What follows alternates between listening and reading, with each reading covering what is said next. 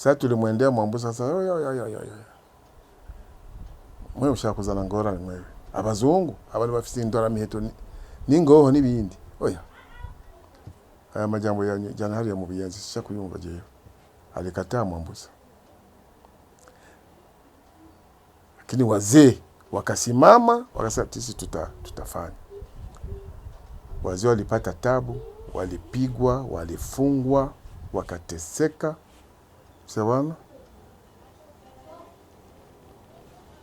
Hapo ni wazee wa Kiswahili tu, Waswahili peke yao. Hapakuwa Mrundi hata mmoja wa milimani wa wapi. No. Hata mmoja. Sawa?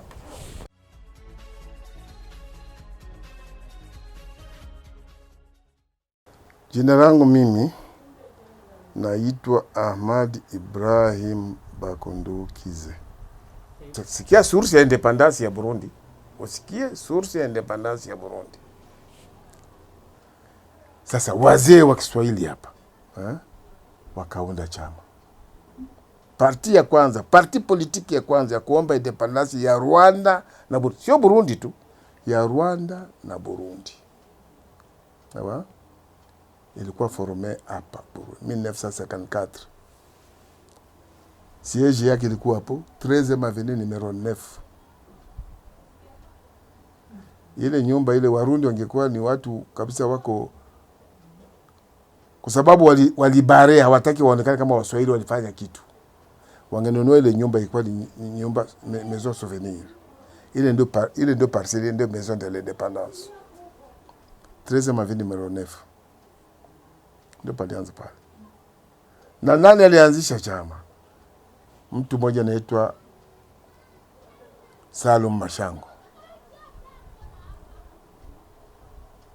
Yeye ni originaire wa Tanzania. Alizaliwa hapa Burundi, lakini ni originaire wa Tanzania, Tabora. Kabila yake ni Mnyamwezi.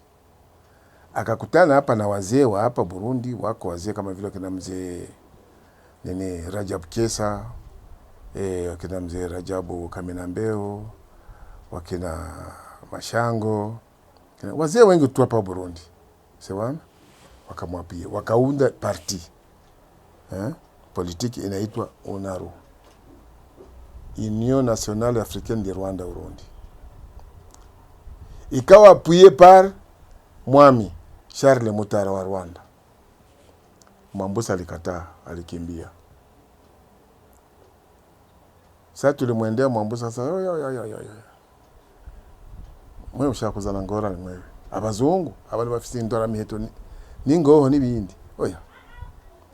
Aya majambo ya jana hari ya mubiyenzi sisha kuyumva jeyo. Alikataa Mwambusa.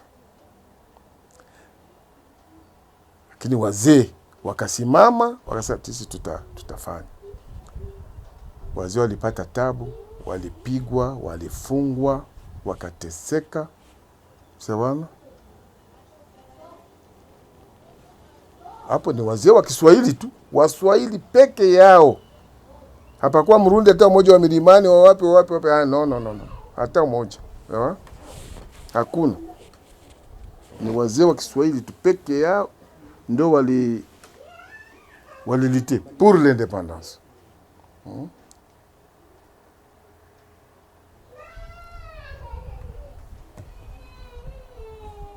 Parti ile ikaendelea, tunasema mkirudo kabisa mkinyegero. Sawa? Wakaifanya pour camoufler, wakafanya kama vile chama cha biashara. Sawa? Coopérative commerciale. Sawa? Ya wachuuza ndaga, wakulima wa pamba, na nini? Wakapata stati. Walipata stati. Chama kinatumika pale. Siège yake iko wapi? Tanzania. Ndio siège. Direction yake ya parti kwa Tanzania. Sawa? Mambo yote hapa tunafanya hapa, lakini yote tunapeleka raporo wapi? Tanzania. Na nani alikuwa anapeleka ile raporo? Tunaandika barua hapa, tunampa mzee mmoja anaitwa Rajabu Kaminambeo. Ile barua wanaiweka, wanaileta hapa 14 avenue numero 10. Palikuwa mzee mmoja anaitwa Mzee Rajabu Saliyama. Alikuwa ni tailleur. Wananunua koti. Kusoko. Wanabomoa koti. Alafu ile barua wanashona ndani, ubitane ya ndani. Sawa? Wanaiplastifia natia ndani koti hiyo. Ule mzee akaenda anavaa koti. Anabeba na mifuko yake ya ndagaa hapa anakwenda. Sawa? Wanajua ni commerce wa ndagaa, anakwenda kulangua ndagaa Kigoma. Akifika Kigoma, pale Kigoma anampa mzee mmoja alikuwa anaitwa pale Seleman Takadiri.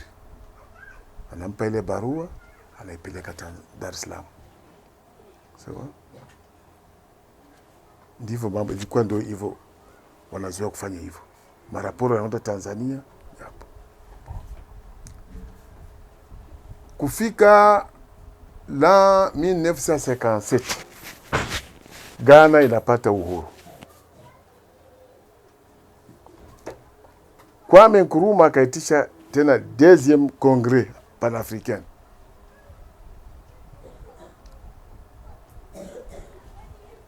Wakaondoka hapa, delegation ikatoka hapa ya wale wazee wakachaguana.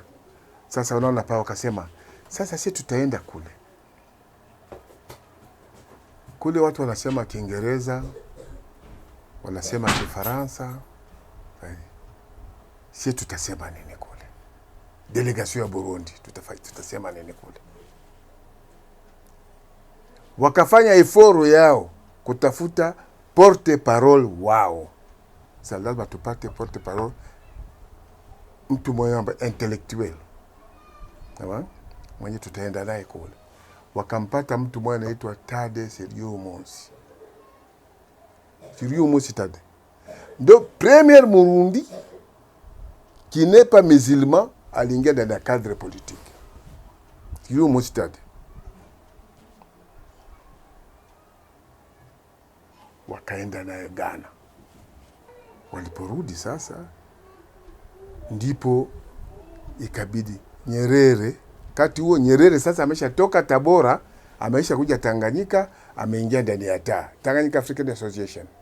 Hapana 5. Tanganyika African Association.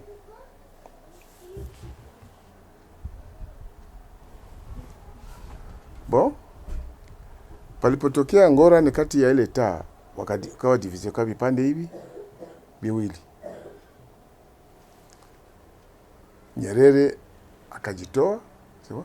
Na kule Tanganyika walianzisha lite pour l'indépendance. Ni wazo Kiswahili hivyo hivyo. Les musulmans, pas des chrétiens, les musulmans.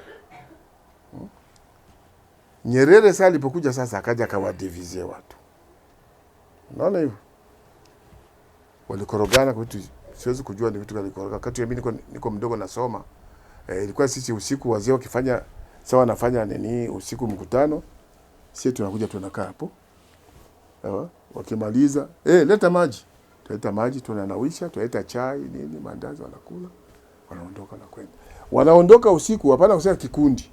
Umoja, huyu anapita huku, huyu anapita huku, anapita. De façon que wazungu wasijue pana kitu gani.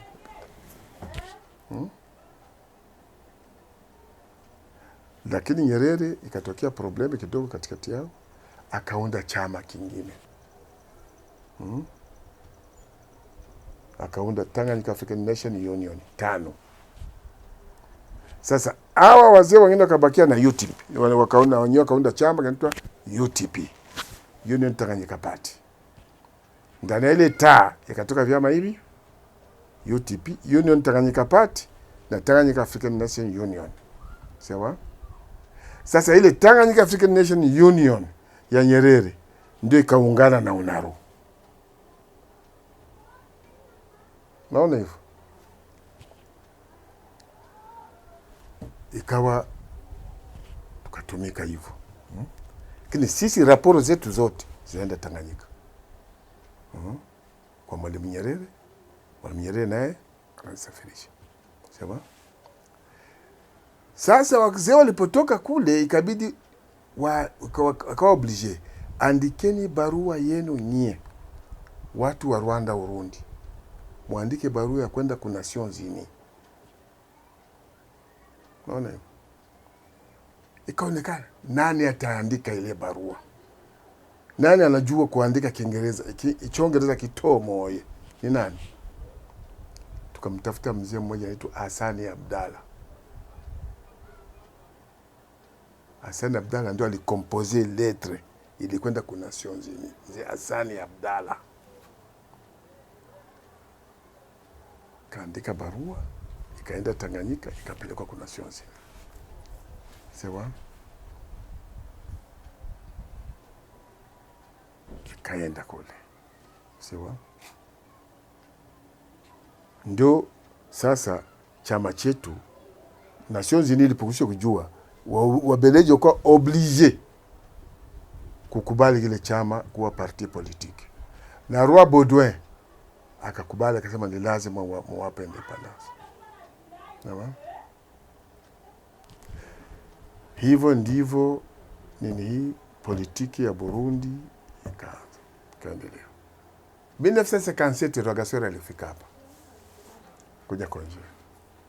kuja konje, wazee wakamfuata.